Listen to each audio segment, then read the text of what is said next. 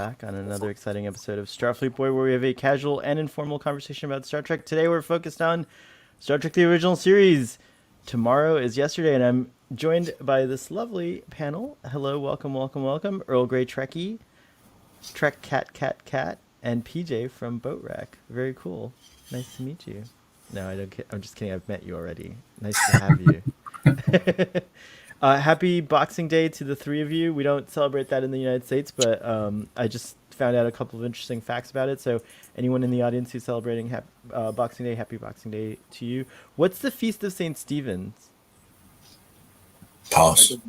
No idea. There's not a thing? Oh, wow. Okay. Well, no, it may be, but it's not one of the things I know. Oh, okay. All right. I heard that last night too, and I was like, oh, okay. I've heard it in a song too. There's a massacre that occurred on St. Stephen's Day, whenever that was, and they sing about it. Anyways, it's actually the 26th of December as well. It's today. Yeah. Oh, happy Feast of St. Stephen's to anyone who's doing that as well. Very cool. See, I knew I'd get it somehow right. But Father's going to join us. He's running a tad bit late. He not many people know this, but he's actually Santa Claus, and so it takes him a little time to deliver those presents. But he uses the same time warp principles that we get here. PJ's shaking his head. He uses the same time warp principles that we get here in this episode, and so that's why he's a little late. He has to get the braking thrusters right on time to make it to the show, and it can be quite a intricate maneuver. Well, if he drunk as much as you said, if he drunk as much as you said he did, he probably got some presents wrong. This is probably true. Oh my gosh, poor people. Someone was expecting a PS5 and they got the Xbox. the Kentucky Fried Chicken. Have you seen the KFC console? Has anyone seen this thing, the Kentucky Fried Chicken console? I thought it was fake. It's a real thing. Alexandra's here. Welcome, welcome, welcome. Some of our todays are some of your tomorrows. Very true. Very true. When Yosef is here, it's also like that. Would any of you gentlemen like to give the summary of this episode? Not really. All right, I'll give it then. The Enterprise is through some kind of an accident is shot back in time to 1969. 1969, and ironically the same year as the Apollo, right, the moon landing.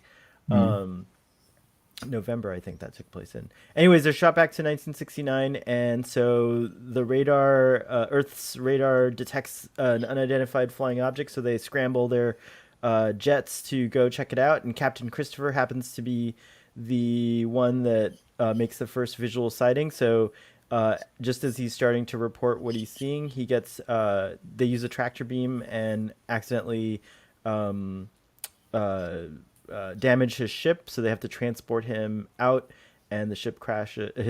I'm calling it a ship. His jet crashes, and so now he's stuck with the Enterprise crew, and it's a little bit of a culture shock and like a shock, like, you know, he doesn't quite like know what to expect, but in a typical military training, he keeps his cool and starts investigating, and he figures out all this stuff about the United Earth space probe agency, which is later becomes the United Federation of Planets, I guess, or the Starfleet or whatever, but it's not that yet.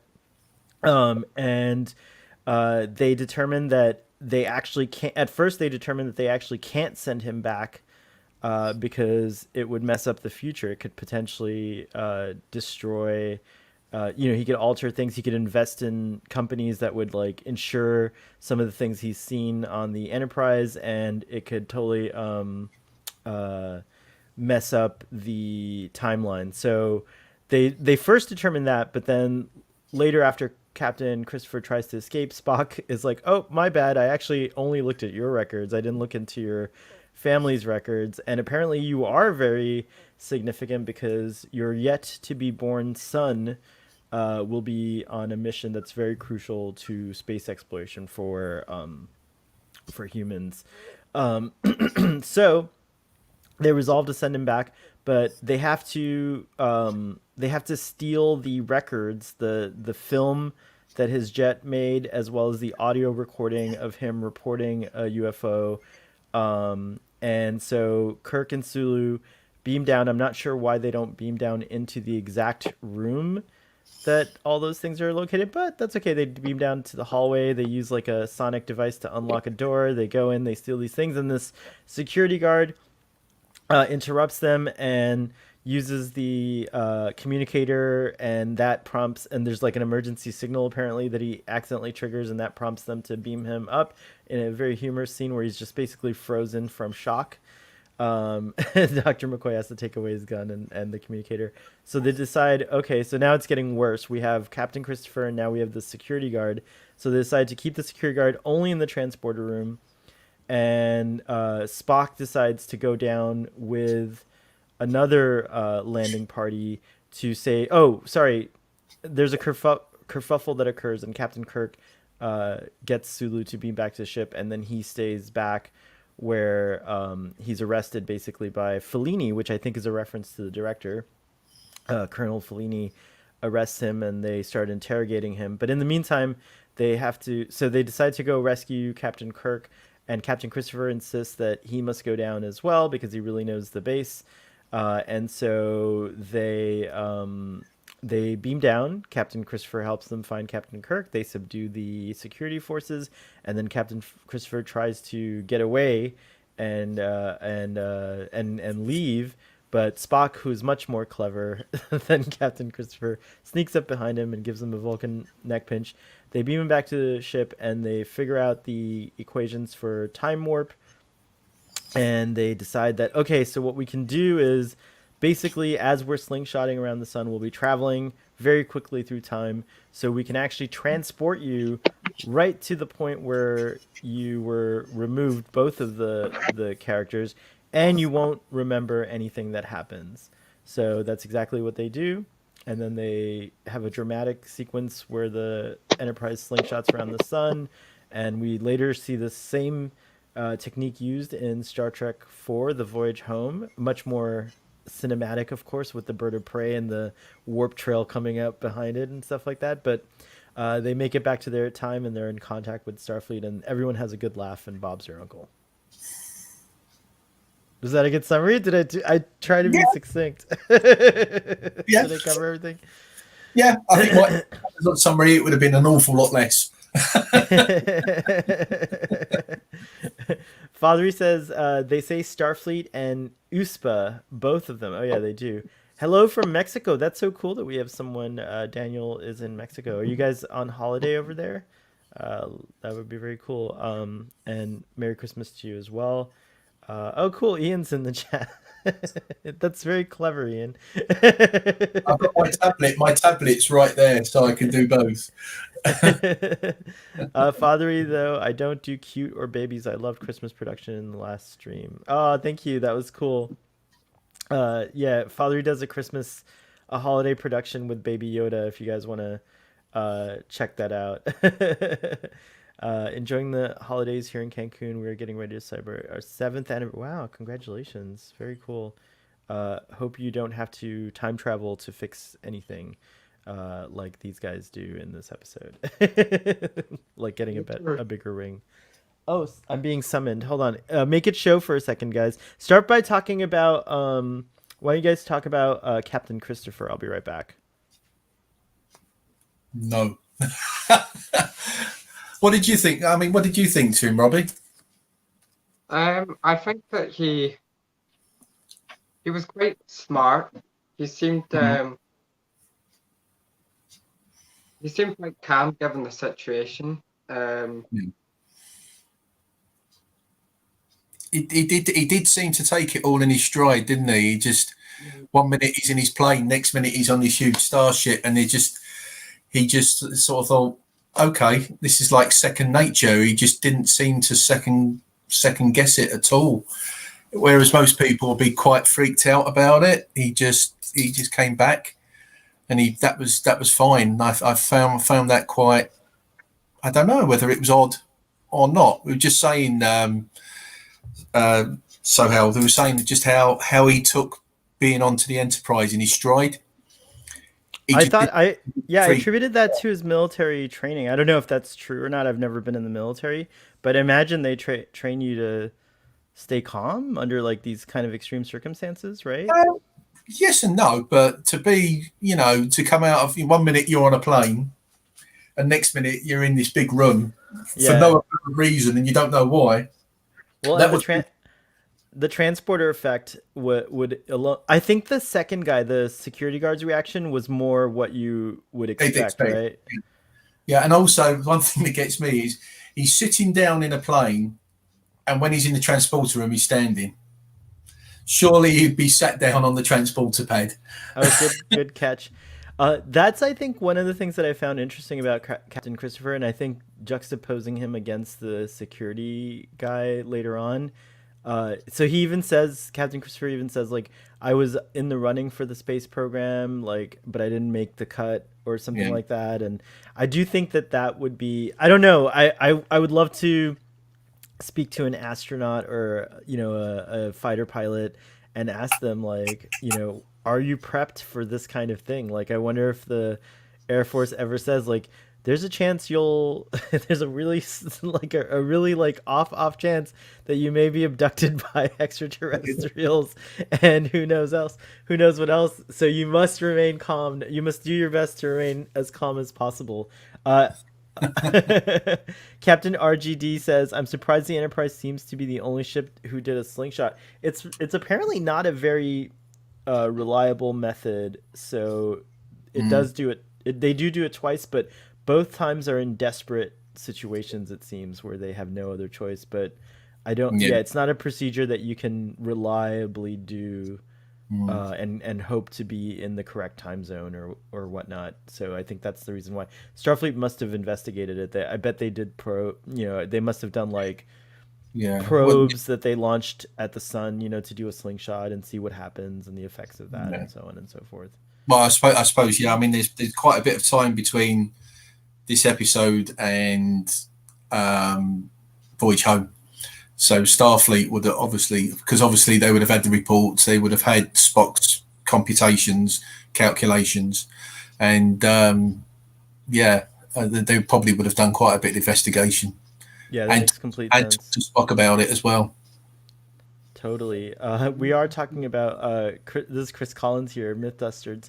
You guys are talking about me. Yes, Captain Christopher is here. I think I like some of the remastered effects, but I wish they kept some of the real footage of the airplane chasing the Enterprise in the remastered version. Yeah, apparently they had stock footage They did, in yeah. the original version of U.S. Jet planes Yeah. scrambling and things like that. So I think they did. kept a little bit in the very beginning. Yeah, it's right at the very start. You see him taxiing and all that stuff, but they did use a bit more of it in flight on the original one. I might need Technic- to phone Sorry, what call was that, later. Robbie? I might need to go on a phone call later. Oh, you might need to hop off. Just on a phone call. My grandpa's just called. Oh, To talk about Christmas, but he's on Oh, with right, yeah. he's on with my Oh. sisters right now.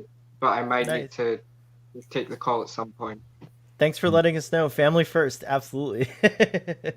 Nice, very cool. This is what happens when you stream on Boxing Day, which is okay. We'll be done pretty soon, guys. I don't know where Fathery is. I sent him a link. He's in the chat. I know that. Fathery, what's going on? Because he usually has some interesting TOS facts as well.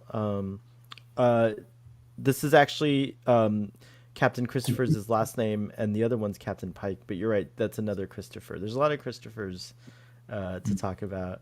I thought it was interesting that they gave him a uniform also with braids on it. They weren't captain's braids. They weren't the same as No.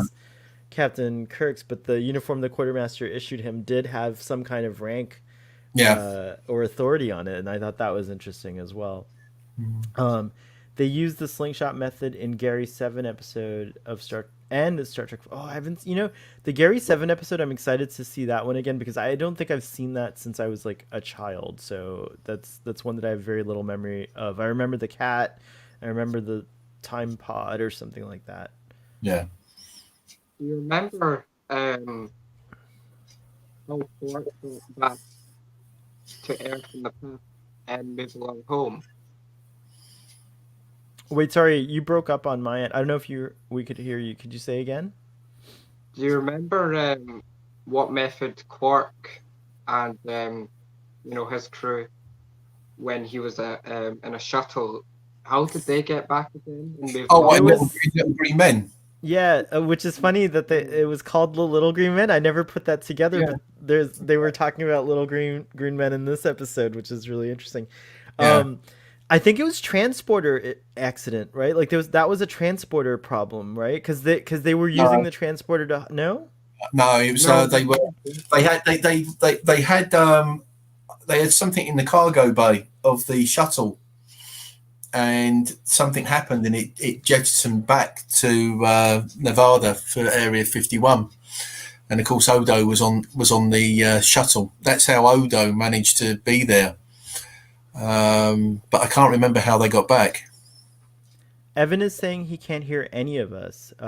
If that's true for the rest of the audience, please let us know. But I hear all of you guys. Yeah, I'm hearing you. So I'm gonna do a quick mic check by launching our stream on YouTube. So, but wait, weren't Jadzia and was it Julian using their transporter to go back to find them? Like, weren't they hopping around different time zones? not that I remember. No, I don't remember. It was purely, I think it was the four of them. It was Quark, Rom, Nog, and Odo. That's what I remember. As I said, it's been quite a while since I've seen Little Green Men, so I'd have to go back and watch it. They were struggling to communicate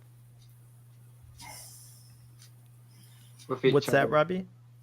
They were struggling to communicate with each other. Yeah. That episode. Yeah, it's true. Yeah, I know they're the universal translators went, because that's all what this bit's all about, when they're going like this and they think they're trying to communicate, and it's all that bit. But yeah, that's really funny. Alexandra and Chris can hear us also. Evan, something's going on your system, bro. Check it out. Yeah. So we talked about Earl Grey Trekkie breaks up in audio occasionally, but I can hear you all fine. Okay, thank you. One going back to the episode. One fun fact: this is the first time that Marjorie Barrett does the voice of the computer on the Enterprise. I didn't realize it's the first time, but I really thought that was a hilarious gag with the "Oh, hello, dear." Yeah. There were we like to sometimes highlight things that are outmoded or outdated in Star Trek, and that was one of those scenes that was both funny and cringy at the same time because of the way that they were talking about the stereotypes they were using about women, right? Like they were saying like, oh, it's an all-woman planet or a starbase like led by women, and so their like instinct is to make the computer more emotional or something like that. Yeah, I mean it's sort of twice on that bit, because there's also Christopher's reaction when he first sees a female crewman. Yeah, yeah, it's a little shocking to me since I'm so used to a military that's what would you say, co-ed? That's school. You have both sexes, so so that's a little surprising. But I guess in the 60s, was it still? I guess it was still very male dominated, unless you were like a secretary. There were women serving, but they did roles like secretary or like nurse, or just like very like roles that were not that were like relegated, decided that women could only do those jobs. So I thought it was acceptable from the sense of like Captain Christopher reacting that way. And I was kind of glad that the crew kind of just smile at each other like, this guy, this guy's like old fashioned or what. But definitely the other scene where Captain Kirk and Spock are talking about why the computer's voice is doing that. That was a little bit cringy for sure. Who would have thought Vulcans were sexist? Who indeed? That was a funny gag. I liked it a lot though with the oh dear, you know, like Captain Kirk getting perturbed. If I remember right, they do it again in the animated series. Oh, There do is, they? yeah, I think there is another, because obviously again it's Marjorie Barrett who does the voice in of the computer in the animated series. And I think there is they repeat something similar to that gag on the animated series as well. Oh, Trey, cool. Um, what about I guess then after this, Majel does the computer voice, but it goes back to that sort of like, I am the computer, like Yeah, I'm not thing sure. I saying, think she only did it a couple of times, and then obviously that was the precursor to the next generation. So which is I think perfect. I yeah, actually want to replace all my voices on my technology with Majel Barrett's. Apparently, you can do it on Alexa, or some of these other ones, but Apple doesn't allow you to do any of You that I stuff. can, think I might have to do that with my Alexa because I've got my house is Alexa. Sorry, what's you that? can change the Echo so that it responds to computer. Yeah, Oh, I but love you that. you can also do voices as well. You can also change the voices as well. Yeah, So someone on a previous stream was talking about how the Alexa was constantly saying "Become Samuel L. Jackson's voice" or something. You can make it yeah, Samuel L. Jackson's voice. I've seen that one. Hey, Hey, father, Fathery. What's up? Happy Boxing Day. happy Boxing Day to you too. I don't know how much of our discussion you got to hear. I heard everything. Oh, nice, excellent. Yeah. How were we doing? Pretty good. Nice. Nice. It was. I think you're talking about Chief O'Brien and Major Kira were the ones going into all the different time periods on DS9. They Yeah. go to So like how the did that? 60s, and there's like those hippies there, and That's right. Yeah, they were trying to find they were trying to find Cisco and Bashir and Jadzia, who were in the 2020s, which turns out was kind of like a you're right. shithole decade. Oh, that's So a they got whole that different right. episode. That's a whole different episode from the Little Green Men. Then. Yes. Yeah, Little Green Oh, Men. geez. It's just the Ferengi that go back in time. How did they get back in time? What I was think their... they, because it was like Quark was like transporting some unstable material, some contraband or something, and I think that's what like tore like Triggered the hole in space time, and then I think they're able to just like fly back through it. Gotcha. They just had to get off the ground. That's right. They had to steal. They the just had to like ship get their back, ship and that's back right. from the That's U.S. right. military. I remember now. Man, From you see what Roswell. happens? I mixed two different episodes up Yeah. in my head. That was so the previous episode was actually the Bell Riots episode. The one I'm thinking of was the Bell Past Riots prologue, episode. parts Past 1 Past and 2. prologue. Yeah, okay, I got it. All right, that makes Or sense. Now. no, past tense. Past tense. Past tense. There is an episode called Past Prologue, but it's not. It's not. That's that the one. Discovery episode. Yes. No, that's what's past is Prologue. Past Yeah. Prologue is a DS9 episode with the guy. I think it's the guy who was like a butcher or something like that, and he's in the brig with Star Trek. Stop using all these same name episodes. Well, they have- titles. They have 799 episodes. Next week is going to be the 800th episode of Star Trek. Yeah. That's quite a celebration. That's if you count the movies as episodes and count the short treks as episodes. I say yes. I say we count them. Those count everything. Yeah. This episode was written by DC Fontana. I love it when we get a DC Fontana episode. Did DC Fontana have anything to do with Star Trek 4, or did they just swipe the concept of the time warp from here and pop it in there? Yeah, I think they just pulled that out of the bag of like, what tricks do we have for time travel? Like, didn't they like go around the sun one time? Let's do that again. Yeah, they've never reused story or plot lines at all in Star Trek ever before. That's also the movie that has like the giant probe comes to Earth and it can destroy everything. That's right. It's like, Which we just did happened, this yeah. 7 years ago, but I guess we're doing it again. This time, instead of the creator, it was looking for whales, which is very interesting. I actually lived at the Air Force Base that is shown in the episode. No way. It's called Offutt Air Force Base in Nebraska, and it's where Strategic Command and where the president goes in case of an emergency, like September 11th. Oh, no way. That's awesome. You live there. Chris, are you free to come on the show? Let me know. I'll send you a link because I forgot to send you a link. I also read somewhere they it's the same base where they used for I Dream of Jeannie as well. Oh, that's rad. You just reminded me of such a great show. I loved I Dream of Jeannie. Star Trek on around the same time?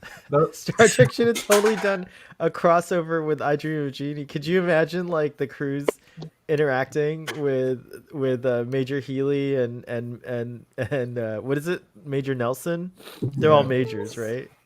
Oh, Jeannie would have gone off with Kirk. We know that.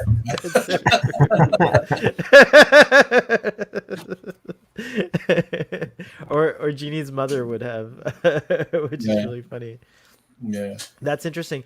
I think DC Fontana, I brought her up because I think she within a week accurately predicted when the launch would be for the moon launch, right? Pretty much, yeah. I think the actual moon landing. The moon landing. Sorry. I think it was the launch, because I think the time I remember reading this on Memory Alpha like last week, so I don't remember the details, but the timing was she had it like 6 a.m, and the actual time was like 9 a.m. that the launch occurred, and it was like on a different day, or like it might have been on the same day. It was in 1969 was when Apollo 11 landed on the moon. Yeah, exactly. Which we go back to we go back to 1968 in the next time travel episode, right? What is that one called? Assignment Earth. That's right. I don't remember anything about that. This would have aired right before I Dream of Jeannie started. Like this episode would have aired in like early 67, and then I Dream of Jeannie would have premiered in late 67. Yeah. Fascinating. Yeah, the nose that was another one. That was Bewitched. Jeannie just did the blink. She could go like this, and then later it was just a head nod, like and a blink. It had to do with the blinking. I remember the blinking was very important because there's an episode where she can't blink, and so she can't do her magic or something like that. So, and the sound effects are very similar to what you hear on Star Trek. What did you all think of the music in the episode?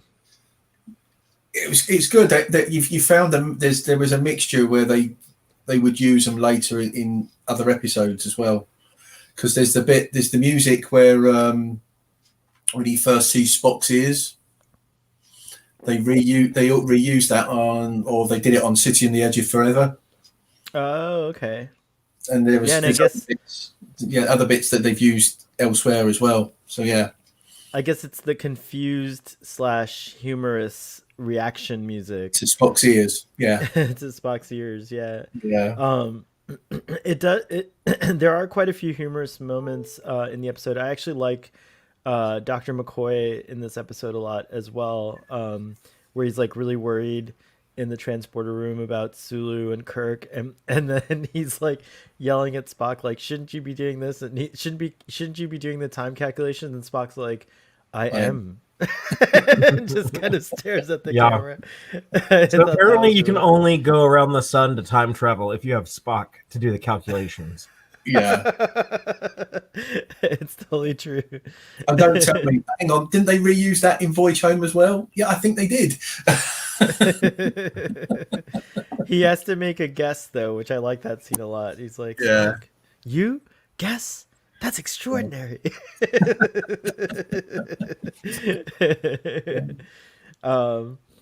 Another fun fact for you. This was the first time that you saw a replicator in the transporter room. A Replimat, yeah. I wanted to talk about that. So like, I think there's like a this is a replicator, right? Like basically that's what it is. It's technically not a replicator. Wait, right, give us some food slots. Yeah, they called them food slots. But in the Voyager episode Flashback, when Janeway and Tuvok go back in time, they talk about like replicators and food slots as being like different things. Interesting. Discovery has food synthesizers, so it's like we have like synthesizers, food slots, and replicators, but they all look like they do the same thing. So I don't know. I don't really know what the distinctions are. I wish they used the tapes more in Star Trek Discovery. The discs, like the little square discs. They use those every now and then, but yeah, they're just like I wish they did it like just like in TOS where they don't really explain what they are. They just use them all the time, like to do different. You have to kind of guess at what they're doing. PJ wants to know how you're feeling. I feel great from last night. That's awesome. Yeah, You were great last night. You were amazing. I was just telling PJ that the reason you're late is because you're secretly Santa Claus and you had to do time warp to deliver all the presents. There you go. My secret is out. Now everyone know. he also said that you drank quite a significant amount last night as well. It felt like it. I felt vindicated because usually it's me in the in the hole. No, that's the most I've drank in a long time. And I was trying to keep you on the same spirits. You were like, should I switch to vodka? I'm like, no, don't switch to vodka. I had a variety of liquids. Conti's here and he says, "What's up, you bunch of troublemakers? What's up, you troublemaker? How are you? Nice to see you." And he says, "You look 10 years younger without the beard." I know. I had to shave. My mom appreciates it more when I shave. For Christmas, I gave her the gift of a clean shave. Yeah, so that was one of the gifts that I gave my mom. But thank you. I do feel weird when I see myself. Here, I'll just. I don't know why I just did that. Sorry. What else was interesting about this episode that you guys noted? Well, you said about the braid. It was lieutenant. He actually got lieutenant's braid on his uniform. Christopher. Oh yeah, we were just talking about that earlier, Father. That they actually, the quartermaster, who we hear about for the first time, also, according to Memory Alpha, I think, issues him a lieutenant's rank. Like, so he could have gone around being all lieutenant-y aboard the ship. That's very interesting to me. Yeah. Well, what's the equivalent of a captain in the Air Force? What would that be the equivalent of in the Navy? Captain. Is it? In the I thought it was like There's captains in both. You've got captain in the Navy and you've got captain. But like in a captain in the Air Force only pilots a jet, right? And then a captain in the Navy can pilot like an aircraft carrier. So I don't think. No, not necessarily. I mean, I said I served in the Royal Air Force, and group captains actually commanded bases as well. Oh wow. So, by the way, thank you for your service. That's very cool. Yeah. Right. So in the Air Force, they did have group captains, that type of thing would actually command bases. But would it? So that's called a group captain. But what would like just a single rank captain? Well, it's the same thing. It's the same thing. Okay, gotcha. It was like they didn't just have like a lieutenant. It was a flight lieutenant. So it was flight lieutenant, wing commander, group captain. And then it went on. I love Wing Commander. That's like there's actually a game I think called. There was a game called Wing Commander. Yeah, yeah. But yeah, I mean that's the Royal Air Force, but in the American Air Force, it's the same thing. A captain in the Army US. or the Marine Corps or the Air Force in the United States military is equal to a lieutenant in the Navy. It's classified as a 03 pay grade. Well, and then fascinating. Like a Navy captain is a 06, so that's equal to a colonel in the other. That just shows you how divisions. United States centric Star Trek is without intentionally being that way.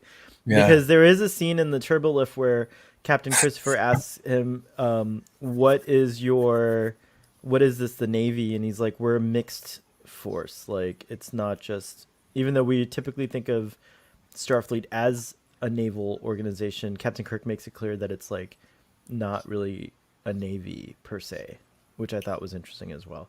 Of course, none of this matters because by the time Nick Meyer gets his hands on Star Trek, we go through a whole shift of how all that works. I Yeah, feel it gets remilitarized. remilitarized in a different way. Yeah, it's true.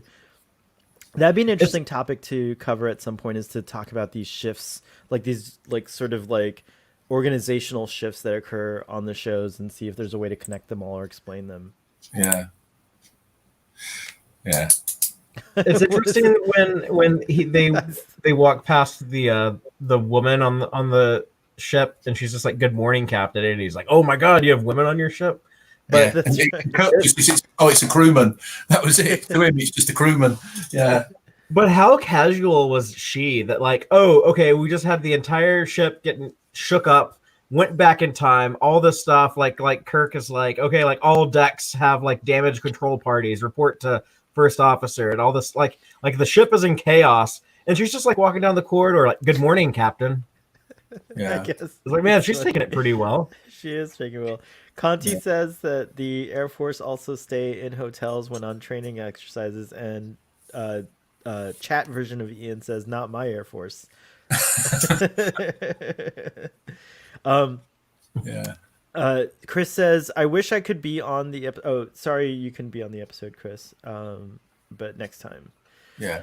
I thought John Wayne was in the episode with the dialogue, "I'm going to lock you up for 200 years." That could be that should just be right. Oh yeah, like that Was that wasn't a John John Wayne Wayne, movie? but that's yeah, I guess so. But that was that actor. I did get the John Wayne vibe from it. I think that was an homage to. I couldn't find anywhere explicit like where it says it, but I think that was an homage to the director Fellini.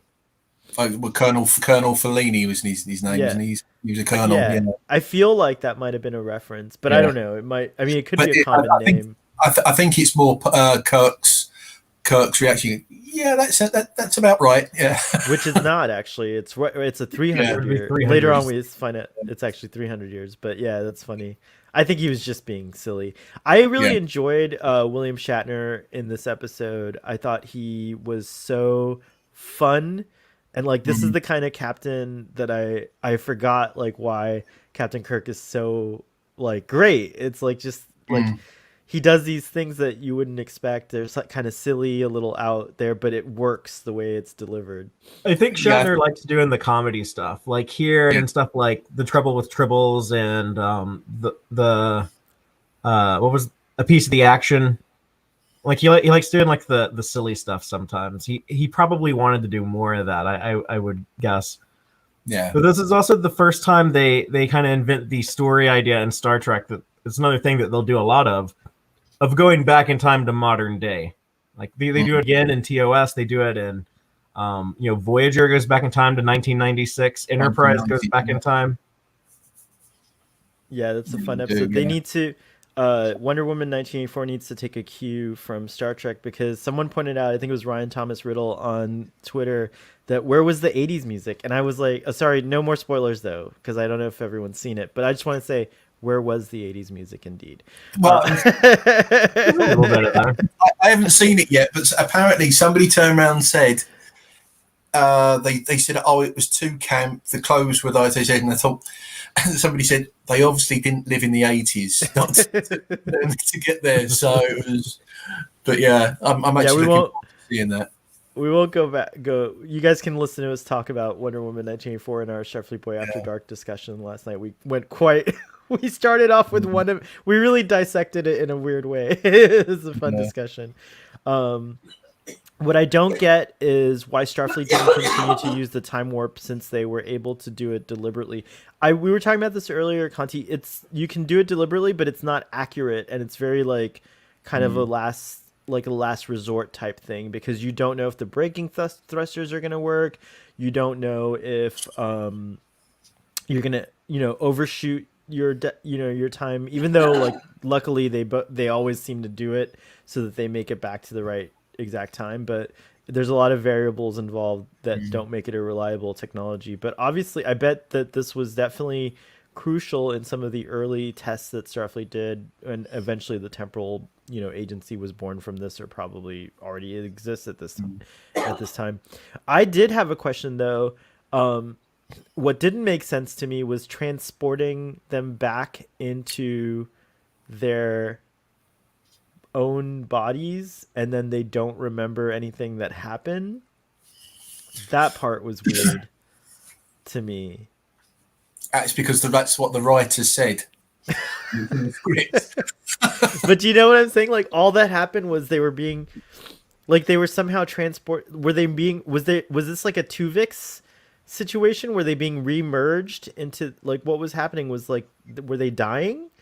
Like No. in a sense, like, and then their previous bodies absorbed them somehow. Like what was the deal? That I didn't understand quite. Well, I could understand. It goes to the old adage, and they were saying, are these real people, or are they just copies of copies of copies of copies of copies? Every time they use the transporter, are they just a copy? Yeah, it's interesting. Person, not the real one.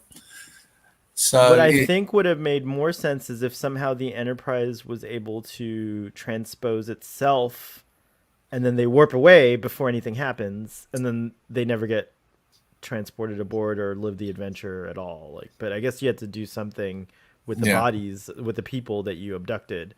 It's very like hand wavy. It's like none of this matters. We were never here. Just don't worry about it. Yeah, as we said before, it's wibbly wobbly, timey wimey. Timey wimey. It's true. to quote another franchise. I wish there was a follow-up story. I would love to have seen something on Star Trek: The Next Generation referencing this, or even in Star Trek: The Original Series, somehow like just a mention of Captain Christopher, making it back. And everything being, righted or something, or. To be honest, if they had a chance, they would. Well, you don't know what they would have done on Enterprise. If Enterprise hadn't been cancelled, they might have. Oh, interesting. To do something on Enterprise. Like it would have been neat if he actually did remember some of the stuff that happened, and it did influence the future, and maybe that kind of could explain things like how, like later on. What's that? With the saucers, the way the shapes were. The shapes could have. Yeah, he could have influenced something, or what if could have been something. But what if like the like the fear and paranoia that would be brought on by like saying like, whoa, there's like ships like this that can like visit Earth. Like, what are we gonna do about it? And they end up building like a secret organization that grows into Section 31. Oh yeah. Oh wow, that's fantastic. I really like that idea. Yeah. On memory beta, just glancing here, it says following the encounter, Captain Christopher was interviewed by James Wainwright of Project Sign on July 10th, 1969. TOS Strange New Worlds 3 short story, The Aliens Are Coming. Christopher's son Sean followed his father's career path into the Air Force before becoming an astronaut and later founding member of Starfleet. Obviously that's rewritten by Enterprise. Whenever Sean went into space, he took John's dog tags with him. Interesting. Okay. Yeah. That's the TOS So when was novel. Sean supposed to be born? Let's click on him and see. Well, he probably was. He would have been born in the 70s. Yeah, I guess that makes sense. Yeah. So he'd be like in his 40s now. Yeah. He'd getting ready to go to Saturn. It was Saturn, right? No, they said, I think the Saturn was the... He's in a probe there. I think, but he would be getting ready to go to Mars. Yeah. In real life, IRL. Yeah, we're supposed to do that in like I don't know, like 11 years or whatever, like the next time they come into alignment, Earth and Mars. Yeah, it's true. Chris says, I thought it was interesting the remarks Spock makes about primitive photography. Yeah, even though they use tapes. We don't know what they look like, but they use tapes on the Enterprise. I'm assuming it's those little discs. I also thought it was interesting about the tractor beam. They ask after the plane has been destroyed if they should turn off the tractor beam. Oh, they do, yeah. So they're just like tractoring stuff out. There's like a flock of geese go by and just all kinds of stuff just getting tractored by the tractor beam. Oh my goodness. Yeah. They just come out with no feathers. So crazy. Didn't they mention 2018 in one of the episodes? I don't know. I don't remember, but I'm sure they do. I think there's a lot of like little sprinkles of distant future. Oh, at that time, what would have been like the future. There was all sorts of ideas in shows and movies from this era in science fiction about what the year 2000 and stuff would look like. I mean, even Arthur C. Clarke had a different idea of where we would be in 2001 than where we actually were. I think that like most of 2001 could exist, except for the Pan Am the airplane computers aren't the quite giant that space smart, station. and Yeah, we don't know how to like hibernate people like that. Yeah. But other than that, everything in that movie, like you could go to Jupiter on it. Like we could build like a ship like the Odyssey. It's like really expensive, but we could do it. Yeah, I agree with that.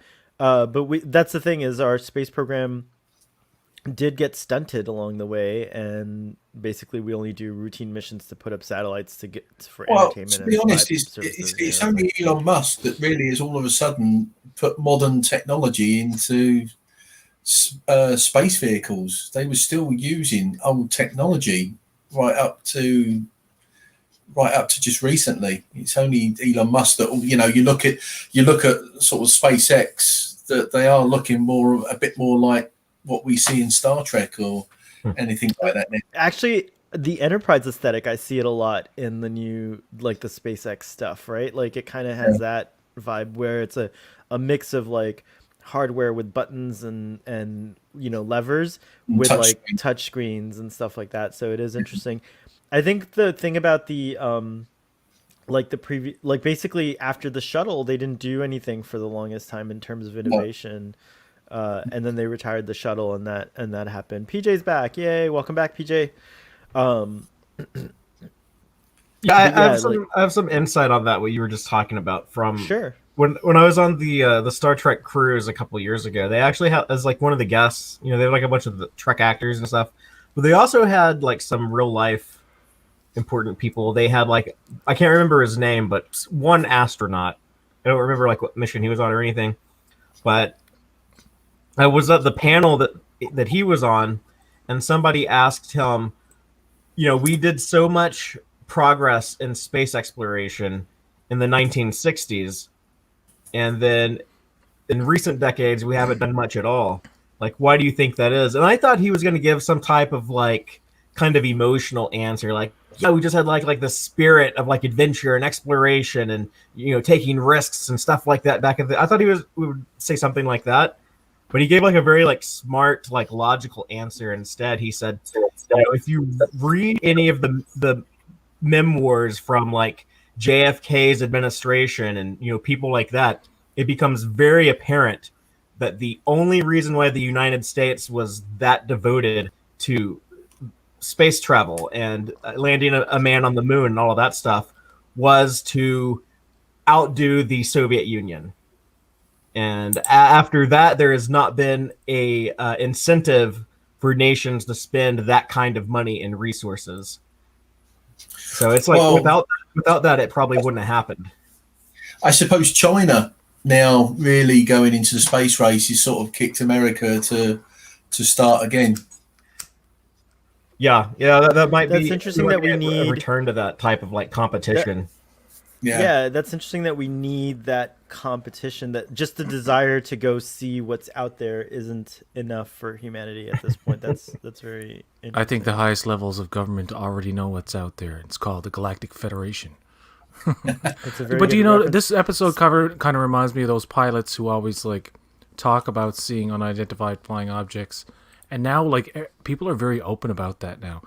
I've noticed a lot of these. There's a reference in this episode that like makes more sense today than it would have back then. What? Where Kirk says something about he'll report it, and they'll either not believe him or cover it up as they used to do back then, like, which I thought was very interesting. It's like the Foo Fighters from World War II, I believe. Yeah, like these unidentified flying objects that used to help out, and they don't know what the fuck they were. Like, sorry about the language, but no, that's fine. Like, I like the whole fish out of water, how like this guy goes on the ship and a man out of time type of thing. But I do believe that you get all these high-end military guys from different countries right on like their deathbeds. They start confessing about like, oh yeah, we've known about aliens. Governments have had contact with them. There's a whole federation of them out there. It's like, why do these guys keep saying this stuff? There's got to be a reason.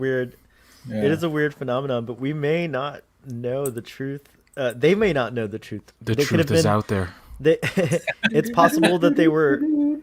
It's possible that they were in those trials where they gave them LSD or something, and that's what they saw in their trips. You know, a little too much LDS. LDS. That's true. Welcome back, Robbie. Did you have a nice time with your gramps? Yeah, just was talking to him about Christmas school and online learning. Sorry. No worries. That's okay. I think we're just about close to the end of the discussion, unless you guys have any other points about the episode you want to make. Did anyone mention that this episode came out in 67, but it's set in 69, so it's still technically in the future? Yeah, we did talk about that, and we were talking about how Dorothy Fontana actually predicted like within hours. Oh yeah, I was here for that. Yeah. That's crazy. They just wanted to say 69 because they're immature. Yeah, like DC Fontana and like Roddenberry were like laughing as they're like typing this on the typewriter. You know, DC Fontana was like a freak. Oh, her and Roddenberry had an affair together, but what? I didn't know that. Oh, yeah, they used to get their freak on. Roddenberry had numerous affairs. Yeah, I remember hearing about Nichelle, right? Like him and Nichelle Nichols had a thing going on. Yeah. Yeah, Gene Roddenberry is really into poontang, I guess. Yeah. Yes. Why do you think Marjorie Barrett got got cast in the pilot? At the time, she was his girlfriend. She auditioned with her mouth. PG-13. Oh my gosh. Come on, man, it's 2020. Who cares? It is 2020. Okay, save it for After Dark, bro. Come on. We have a different audience. Listen, it is true that they did that kind of thing. I mean, they were a consensual couple, and they were probably like polyamorous, like Fathery, and went outside the relationship a bit. Oh my gosh. All right, guys. PJ's been hitting the eggnog a little, I think. Good for Gene. I am actually intoxicated. I may not sound like it, but I've had quite a few alcohols. Well, happy Boxing Day, PJ. Oh my, happy Boxing Day. Well, we saw a little bit of that action over on PJ's channel. So good. So ending on that note, I wouldn't be surprised Gene was a sex pest. Okay, I like that word, sex pest. Yeah, obviously, don't meet your heroes and don't look too deeply into the lives of the people that create the shows that you love, because you may not agree, or you may not, or you may find inspiration in their life choices. But either way, swinging was a big thing back in that time, and it was like something the sexual revolution, I think, was still going on around the time of what's that? So I just read, you're saying about there. Apparently, this episode was released on Thursday, the 26th of January, 1967, one day before the tragic Apollo 1 fire on the 27th of January, 67, which killed 3 astronauts. Wow. There you go. That's crazy. That is a cool fact. Let me see if I can... Hey, Immortal Technique. Let me see if I can find that thing about the launch. But while we do that, audience, give us your ratings for this episode on a scale of 1 to 10. 10 time warps. And then we'll give our closing statements now, I guess, beginning with you, Ian. I'd give it an 8.9 time warps. I mean, I liked the infusion of the humour in this one. There's a few things you could say, what's going on? How can Christopher just take everything in his stride when he first gets on the ship? But it's a good story. DC Fontana generally did good stories. As I said, with the humour and everything else. Yeah, that's my score. That was my one. I'm supposed to usually give my rating first, because some people who watch this show think I cheat. So I'm just gonna say I give this episode a solid 8 as well. I like this episode a lot. I don't know if I would watch it again. 'Cause it is fun, like, but it's not necessarily one that I would put on my like, top 10 list or anything like that. But it was cool to see it, and I think it was a really solid all around episode. A little bit more than solid because the humor really worked. The concept of the time warp was kind of cool. I really like the character, the guest star, Captain Chris, the star who played Captain Christopher. By the way, he liked the uniform shirt so much that he wanted to take it home, and DeForest Kelley was encouraging him to just nick it, and he decided, he was just like, pop it in your bag and take it home, and he decided not to. But when he realized how popular Star Trek became later on, he really wished he had taken. Oh yeah, like he could have auctioned that off and like. It's true, and some days it would have fetched $100,000 or more, because there was that Christie's auction, the very famous Christie's auction in the 80s or 90s, where they made bank on some of the Star Trek memorabilia that they were auctioning off. So yeah, all right, Father, up to you now. Oh, I'll give it a 7.5 little green men out of 10.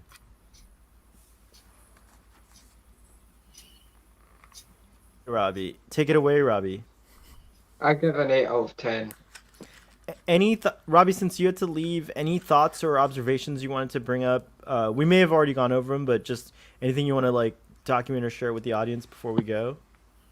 I like the similarities this episode had to episodes probably inspired, like Little Green Men and even Star Trek Voyage Home. And maybe even Trials and Tribulations. This was a start of time travel in Star Trek. Yeah, I guess this is the first instance on screen, right, where they do time travel. Well, they time travel in the Naked Time. But right, that's the orbit. Not a time travel story though. So this was like the first time travel story. Yeah, this is the first episode about time travel.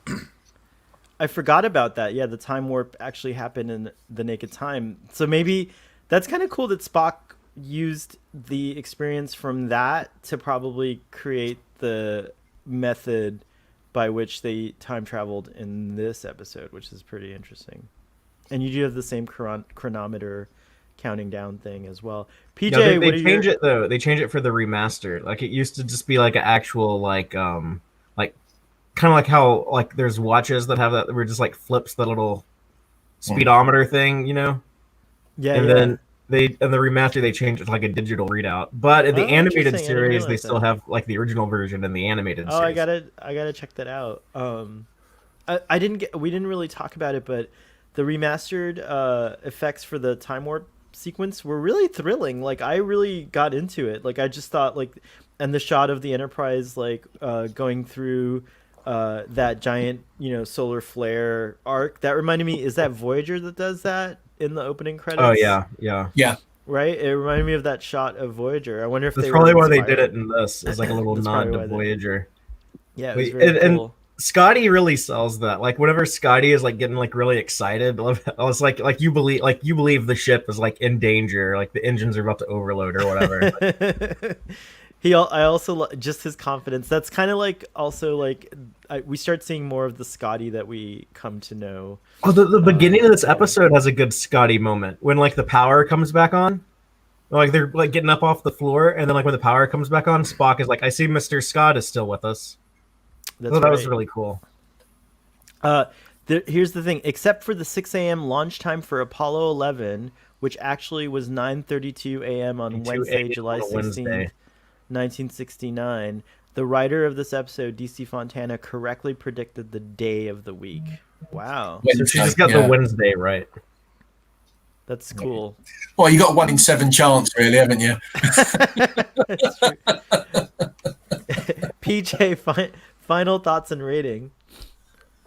I would give it and also an 8. The same for you, since you weren't here. Do you have anything about this episode that you wanted to point out?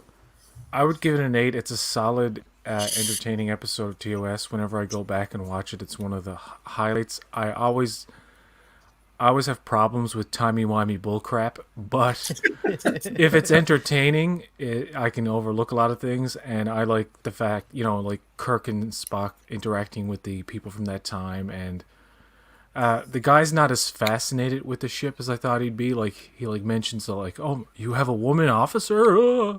But, like... Yeah, you think he'd be like that about the transporter? Like, oh my god, you have a transporter? Yeah, like he'd be just looking around at everything, like at the buttons, like I don't know. But it's a decently entertaining episode. Solid. Solid 8. Awesome. And then we get a warp 9.999991 from Conti. And audience, feel free to chime in with yours. What's the next episode? It is. The Squire of Gothos. No, wait, no, it's not. No, it's not. we did that one in Arena. Hold on, I'll tell you what it is. I have it right here. Hold on. Let's see. And now the end is near. And Court Martial. It's Court Martial. Oh, that's a good one. That's a fun one. Really good episode. Excellent. So tune in next week, audience, for our. Can I just read the synopsis of Court Martial? Yes. Yeah. Court Martial. After an officer is killed in a freak accident, computer records indicate Kirk is to blame. Evidence at a court martial reveals that Kirk was framed. Dun dun dun. Tune in next week for Starfleet Boys review. All right. Well, thank you again. Happy holidays to everyone. Happy Boxing Day and Feast of St. Stephen's to anyone who's celebrating out there. And also happy Kwanzaa. We found out last night. I think Kwanzaa's tonight or this week or something.